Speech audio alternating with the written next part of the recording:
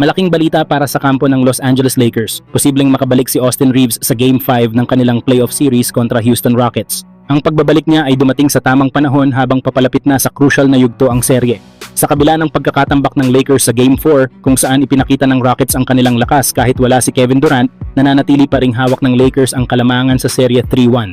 Ipinakita ng Houston na hindi sila basta-basta susuko kaya malinaw na hindi na dapat papatagalin pa ng Los Angeles ang laban. Ang pagbabalik ni Reeves ay inaasahang magdadala ng dagdag na scoring, playmaking at energy sa Lakers, mga bagay na kulang sa kanila sa Game 4. Kilala si Reeves sa kanyang clutch performances at kakayahang mag-step up sa malalaking laro kaya malaking boost ito para sa kanilang closing game. Ngayon malinaw ang misyon ng Lakers, tapusin na ang serye sa Game 5 at iwasan ang anumang momentum na maaaring makuha ng Rockets kung aabot pa ito ng Game 6. Sa playoff basketball, isang maling hakbang lang ay pwedeng magbago ng takbo ng laban. Sa pagbabalik ni Austin Reeves, muling nabuhay ang kumpiyansa ng Lakers fans. Game 5 na ang pagkakataon para patunayan na sila ang mas handa, mas gutom at mas deserving umusad. Isa na lang ang kailangan, isang matinding panalo para tuluyang isara ang serye.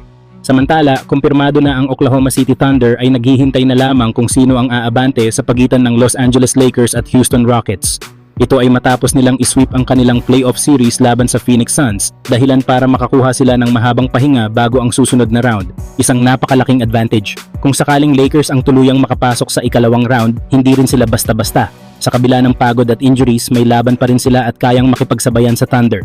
Pagdating sa injury situation ng Lakers, nananatiling malaking usapin ang kondisyon ni Luka Doncic na may hamstring strain at wala pang malinaw na timetable kung kailan siya makakabalik. Samantala, si Austin Reeves ay mas malapit na sa pagbabalik at posible nang makalaro kung aabot pa ang serye. Sa panig naman ng Thunder, may injury rin ang kanilang star player na si Jalen Williams na iniulat na may hamstring strain din. Posibleng umabot ng humigit kumulang 1 hanggang 2 linggo ang kanyang recovery. Kaya kung sakaling Lakers ang makakalaban nila, hindi rin ganun kalaki ang lamang ng OKC pagdating sa kalusugan ng kanilang core players. Posibleng tabla lang ang kondisyon ng magkabilang panig. Dagdag pa rito, napatunayan ng Rockets na hindi sila basta susuko matapos tambakan ang Lakers sa Game 4 kahit wala si Kevin Durant, kaya lalong umiinit ang serye at nananatiling bukas kung sino ang aabante. Sa huli, kung makalusot ang Lakers, dadating sila sa ikalawang round na may momentum. At kung makabalik kahit isa kina Doncic o Reeves, siguradong magiging matinding hamon sila para sa malakas na OKC Thunder, even with their rest advantage. Kayo mga idol, ano ang masasabi nyo? Kayanin-kaya ng Lakers ang Thunder? Samantala, malinaw na may malaking desisyon na kakaharapin si Jalen Duren at ang Detroit Pistons sa darating na 2026 free agency.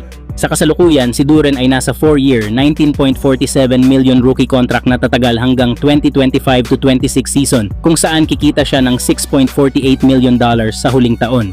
Bilang isang restricted free agent sa 2026, may karapatan ang Pistons na tapatan ang kahit anong offer na matatanggap ni Duren mula sa ibang koponan. Ibig sabihin, nasa kanila pa rin ang kontrol kung mananatili siya o hindi.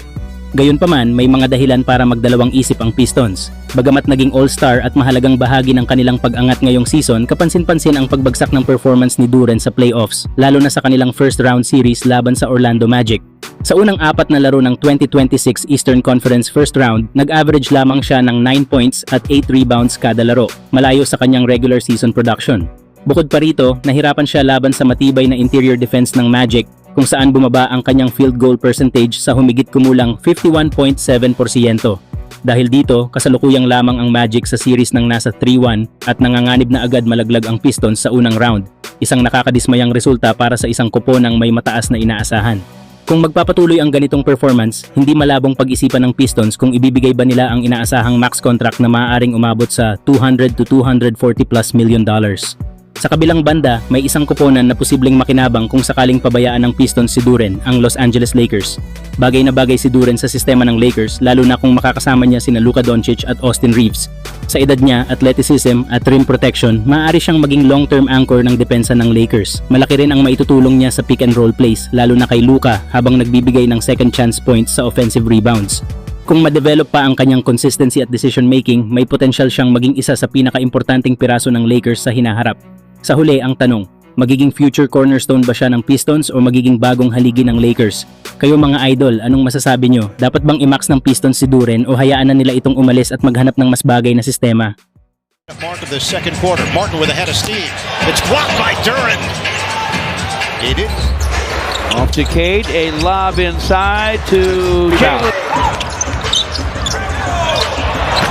Nice lob to Jalen.